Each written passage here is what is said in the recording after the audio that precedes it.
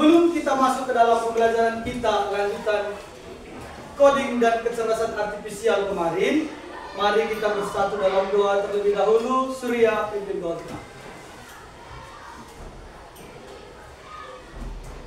Let us pray. In the name of the Father, and of the Son, and of the Holy Spirit. Amen. Dear God, thanks for your blessing. Please bless us to blessing. We want to do activity. Bless our teacher, bless our parents, and bless our friends. Amen. In the name of the Father, and of the Son, and of the Holy Spirit. Amen. Oke, sebelum kita masuk ke pembelajaran, kita menyanyikan salah satu lagu nasional terlebih dahulu. Satu Nusa Satu Bangsa. Semua berdiri, siap.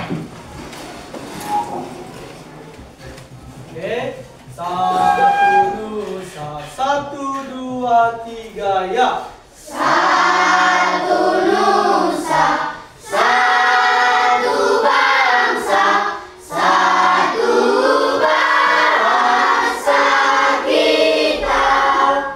Karena air pasti jaya untuk selama-lamanya. Indonesia pusaka, Indonesia tercinta, nusa bangsa dan bahasa kita bela bersama. Oke, silahkan duduk. Baik, anak-anak Bapak, pada hari ini kita akan mempelajari yang namanya konsep dasar kecerdasan artifisial. Baca sama-sama, satu, dua, ya. Konsep dasar kecerdasan artifisial. Baik, tapi sebelum itu Bapak mau mengajak kalian untuk bertepuk dulu. Masih ingat kan tepuk 1 sampai 5? Masih. Oke. Tepuk 1, tepuk 1, tepuk 2, tepuk 2, tepuk 3, tepuk 4, tepuk 5 3 kali.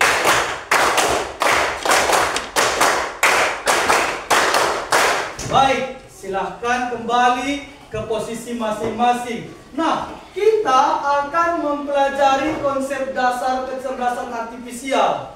Nah, sebenarnya untuk apa ini dan bagaimana ini? Nah, mari kita lihat.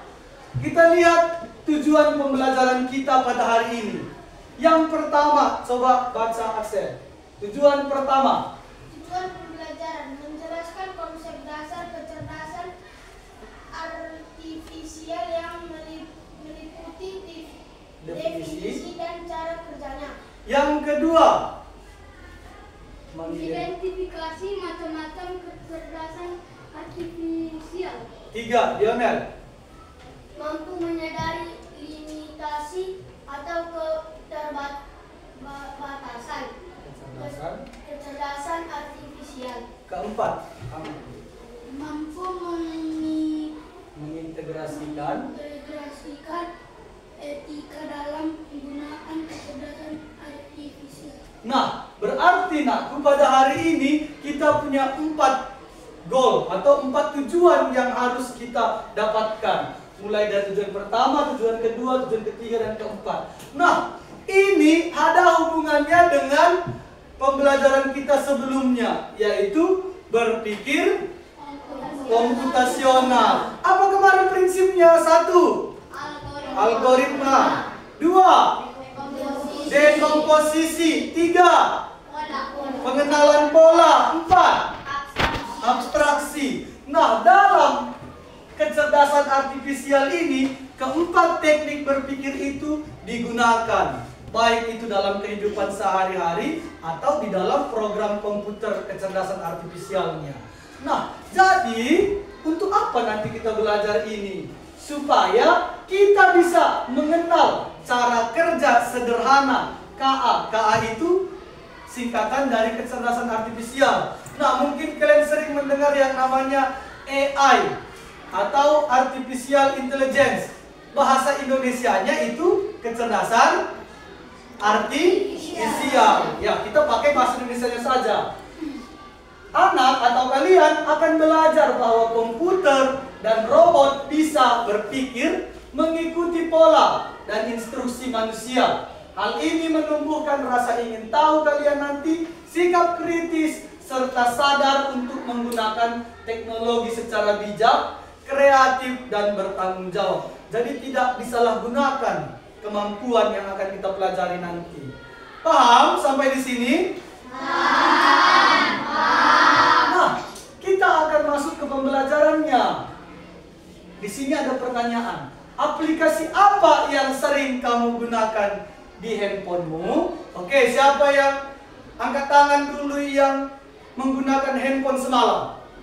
Semalam. Oke, turun tangan. Sekarang Bapak mau bertanya untuk kelompok ini. Salah satu menjawab. Apa aplikasi yang kamu gunakan di handphonemu? Oke. Oke, silakan. Google, sini. Facebook, WhatsApp, YouTube. Nah, itu semua aplikasi komputer. Tapi apakah semua adalah aplikasi kecerdasan artifisial? Maka kita lihat. Nah, inilah dia beberapa aplikasi kecerdasan artifisial. Di sini Bapak munculkan 6, tapi sebenarnya banyak ya. Ada juga dalam bentuk robot. Yang pertama ada Google Assistant. Yang kedua ada YouTube. Ini mungkin salah satu aplikasi yang sering kalian gunakan. Nanti kita lihat kenapa ini termasuk ke dalam kecerdasan artifisial, kenapa aplikasi yang lain tidak. Tapi WA udah termasuk ya, karena ada di situ yang namanya Meta AI kan, kalau di WhatsApp itu. Ada ChatGPT, ada ini apa? Tahu ini? Ini apa ini? Ini yang pembersih lantai. Tapi cuma sebatas debu-debu halus. Kalau plastik besar tidak akan tersedupnya, bisa rusak nanti. Ini ada mobil Tesla, dia mobilnya ini bisa tanpa pengemudi. Jadi bisa dibiarkan sendiri, ada teknologinya, berjalan sendiri dia. Ini face recognition katanya, atau pengenalan wajah. Pengenalan wajah itu ada di aplikasi handphone, ya kan? Nanti kita lihat. Nah, untuk membahas ini ada dulu pertanyaan dari Bapak.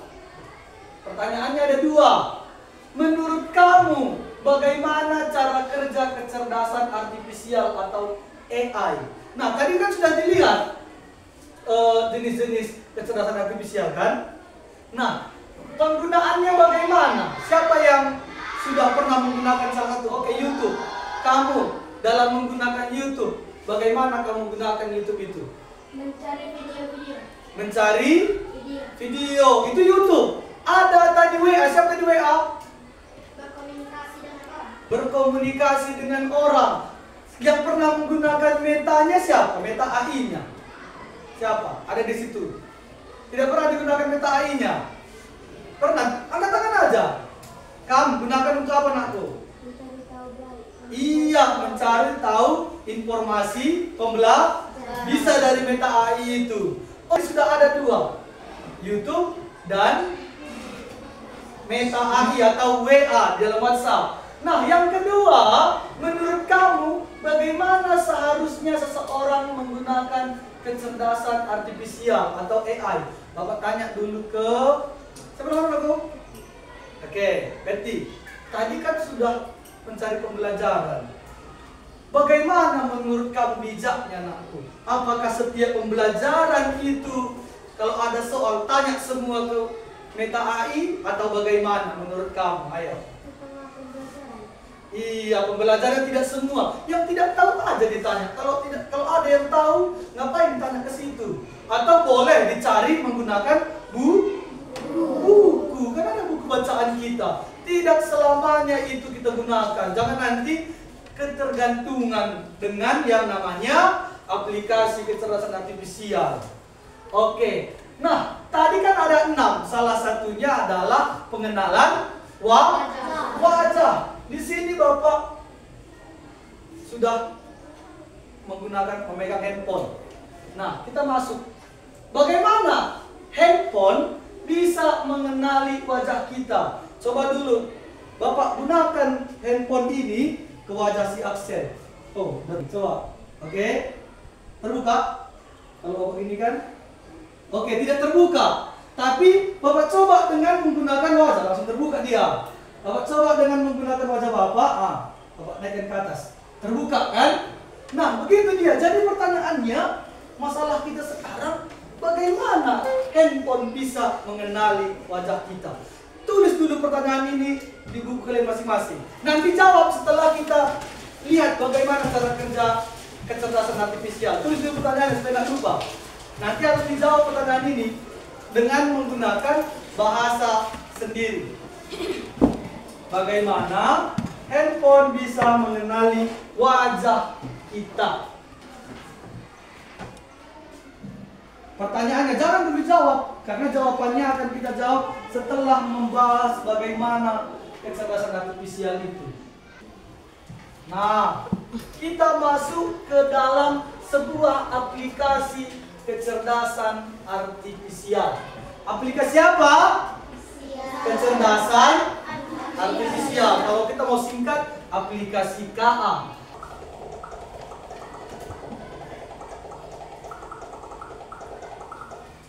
Yang tadi.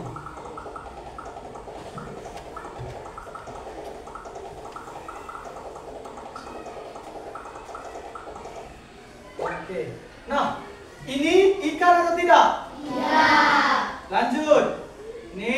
Tidak. Ini? Tidak. Tunggu dia pas di gambar kotaknya. Ini? Ikan. Oke, ini? Tidak. Oke.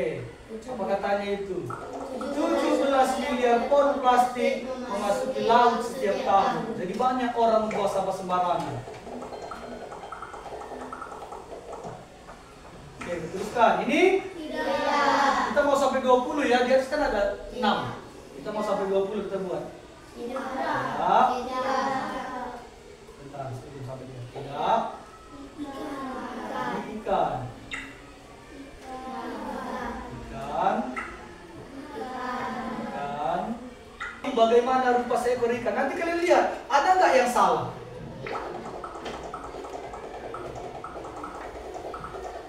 Oke, jalankan. Kita lihat ke bawah, dia tuh ke samping. Kalau ke samping ikan, nah ikan. Yang ini tidak ada di data kita karena tadi kan jenis ikannya berbeda. Maka ikan ini masuk ke dalam bukan ikan klasifikasinya. Jadi langkah pertama sudah menentukan data, langkah memasukkan data, langkah kedua memprosesnya. Ini tadi proses. Jadi kalau memasukkan data itu namanya input. Apa? Input. Dalam proses itu processing. Nah, itu dia sudah masuk berdasarkan katanya.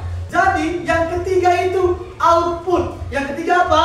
Output. Jadi itu akan disingkat dengan I, P, O. Jadi ada in, ada proses, dan ada out. Ada memasukkan data, ada memproses data, dan ada hasil dari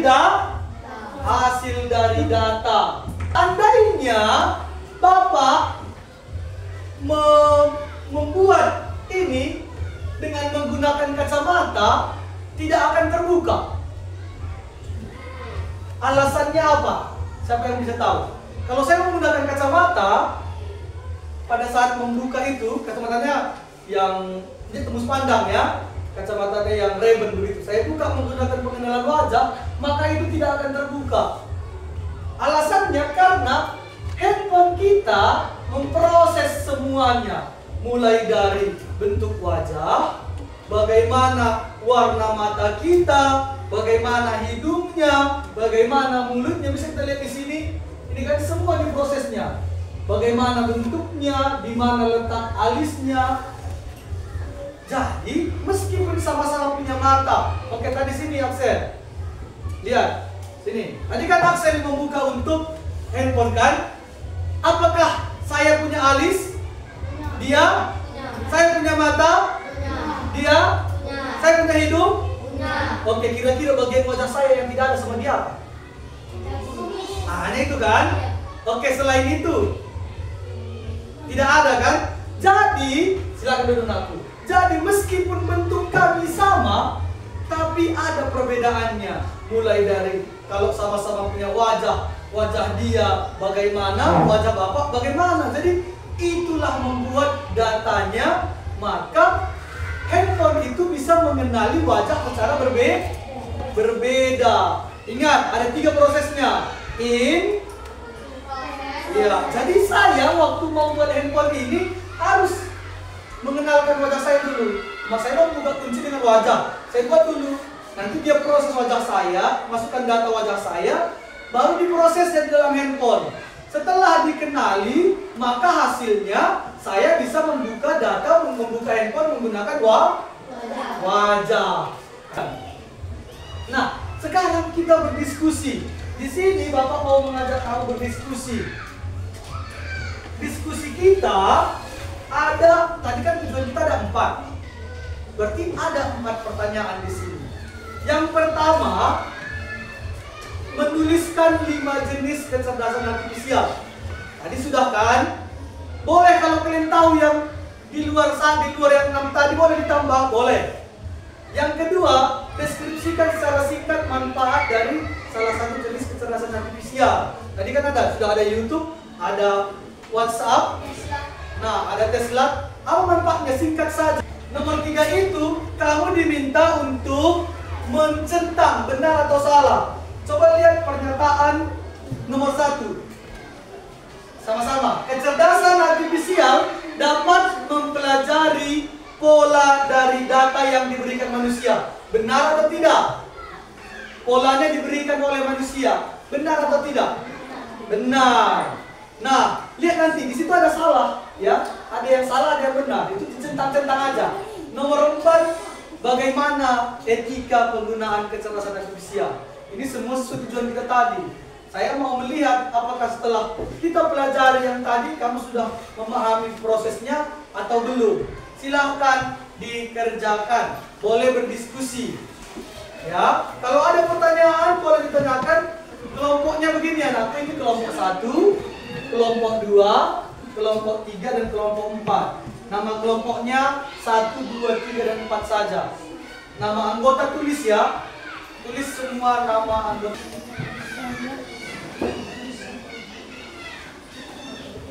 Tadi ada 6 kan? Yang Bapak minta hanya 5 jenis kecerdasan artifisialnya. Karena tidak semua aplikasi itu kecerdasan artifisial.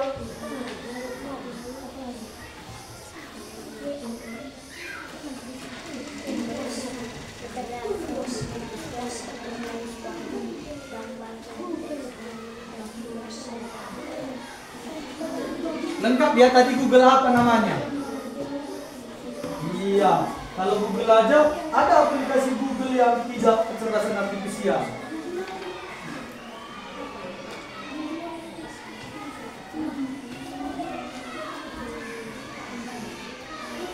Oke, sekarang Bapak minta yang menjawabnya berdiri ya. Yang menjawabnya berdiri. Kelompok 3. Mana kelompok 3 angkat tangan? Tolong jawab nomor 1. Baca dari soalnya. Ayo salah satu orang berdiri ya. Jeniskan 5 jenis kecerdasan artifisial. Oke. Yang pertama YouTube, yang kedua adalah, yang ketiga WhatsApp atau WA, yang keempat Google Assistant, yang keempat ChatGPT. Oke, jawabannya benar. Beri tepuk tangan. Kelompok 2 menjawab pertanyaan nomor 2. Berdiri ya, berdiri. Salah satu kecerdasan artifisial adalah YouTube. Di YouTube kamu bisa mendapatkan video pembelajaran. YouTube sangat bisa membantu kamu karena bisa memberi informasi yang penting. Oke, benar. Beri tepuk tangan. Kelompok 4 menjawab nomor 3. Baca dulu pernyataannya semua ya. Silakan berdiri aku.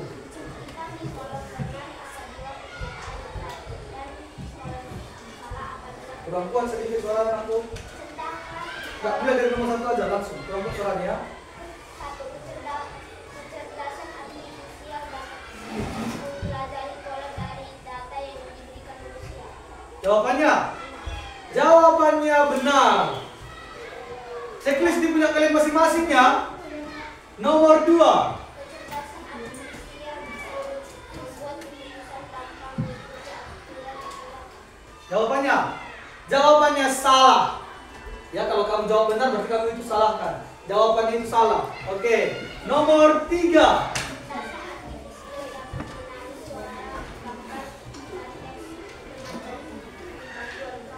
Jawabannya benar.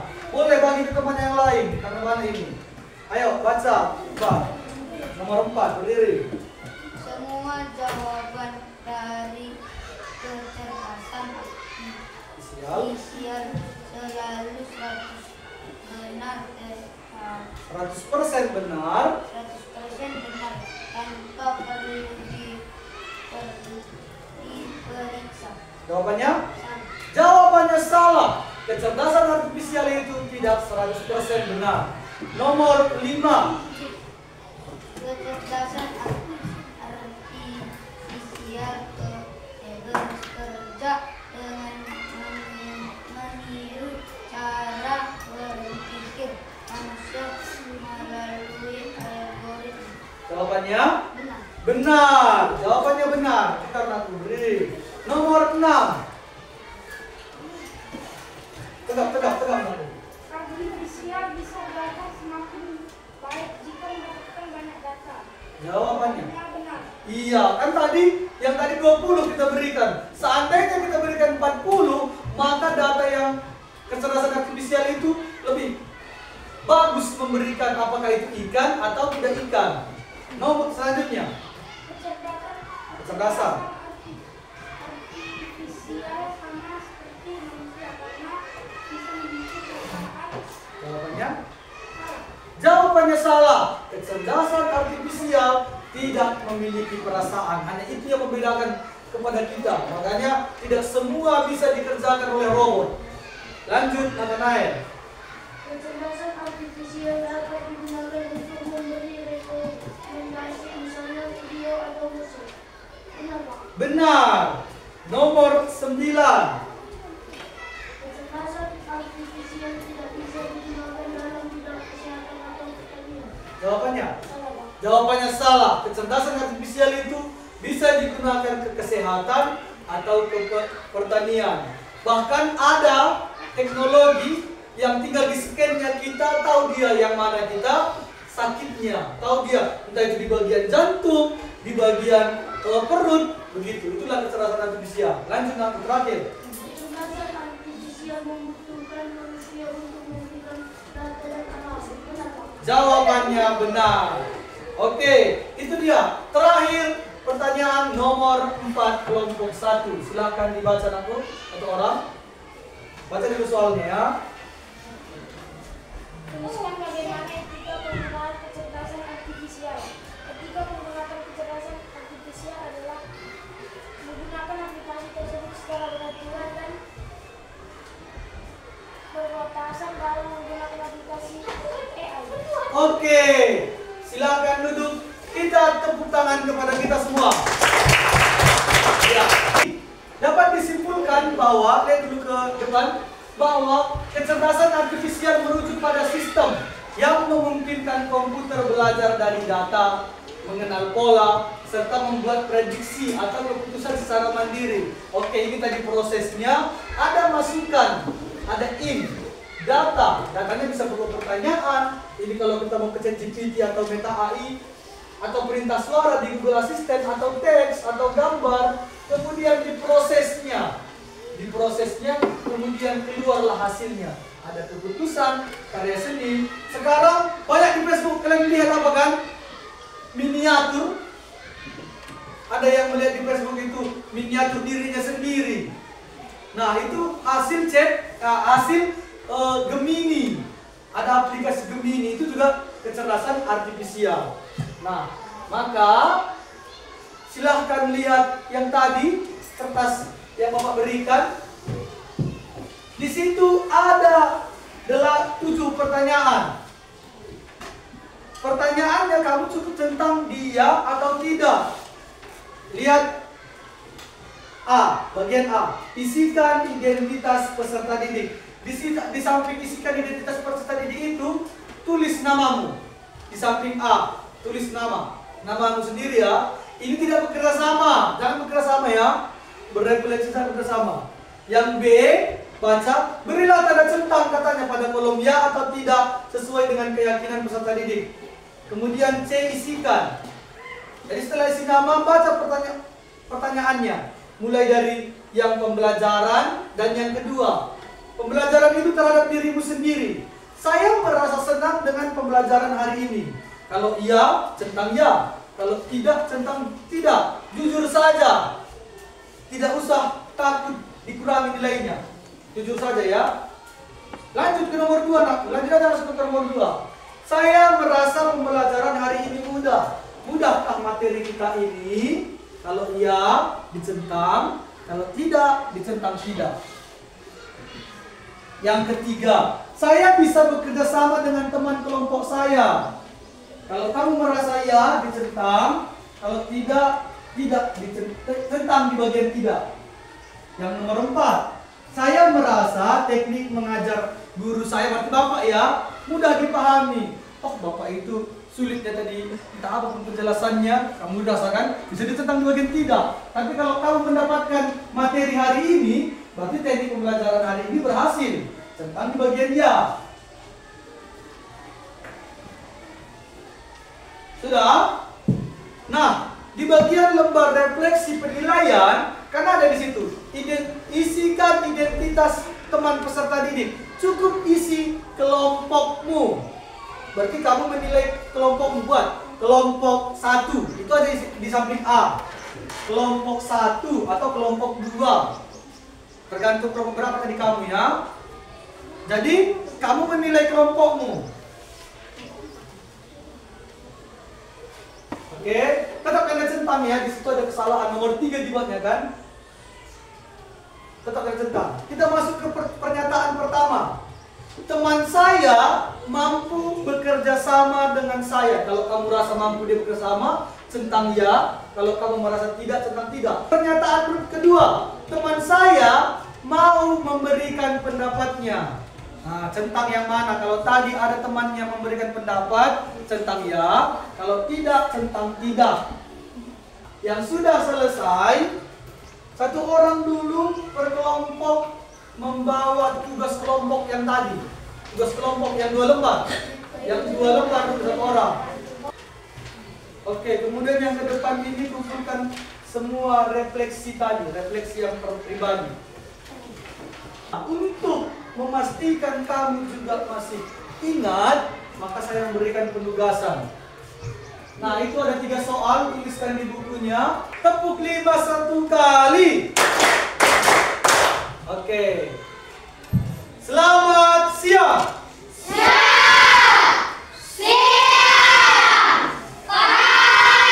Salam SFD.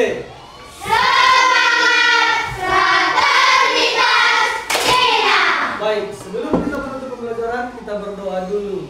Ayo Asep, berdoa.